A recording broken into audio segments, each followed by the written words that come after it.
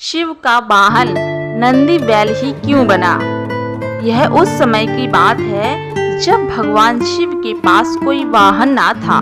उन्हें पैदल ही जंगल पर्वत की यात्रा करनी पड़ती थी। एक दिन माँ पार्वती उनसे बोली, आप तो संसार के स्वामी हैं, क्या आपको पैदल यात्रा करना शोभा देता है?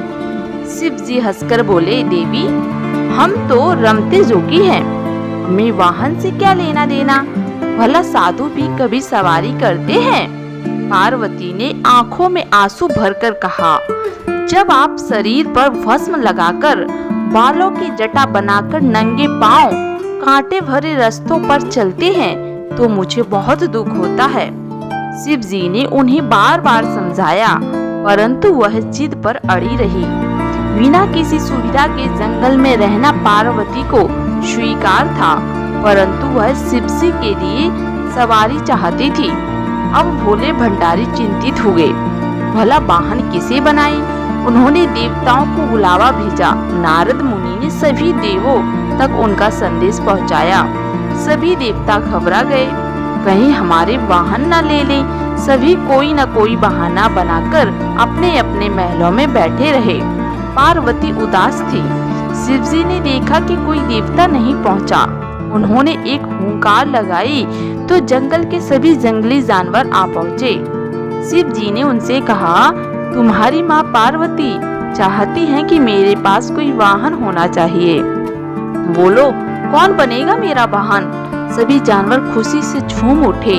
छोटा सा खरगोश फुदक कर आगे बढ़ा, भगवान मुझे अपना वाहन बना लें, मैं बहुत मुलायम हूँ। सभी खिलखिलाकर हंस पड़े।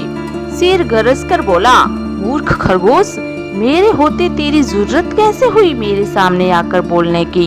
बेचारा खरगोश चुपचाप कोने में बैठकर गाजर खाने लगा।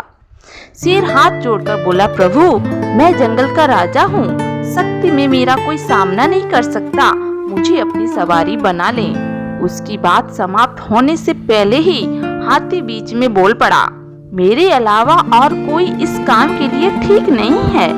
मैं गर्मी के मौसम में अपनी सूंड में पानी भरकर महादेव को नहलाऊंगा।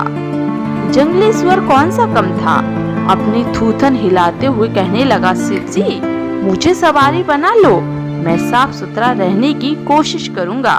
कहकर वह अपने शरीर की कीचड़ चाटने लगा।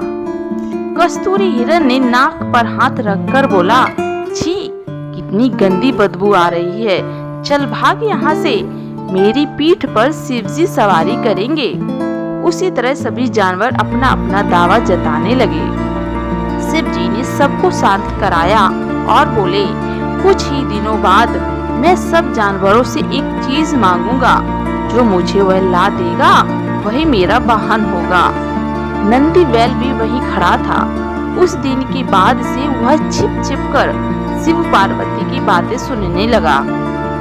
घंटों भूख प्यास की परवाह किए बिना वह छिपा रहता।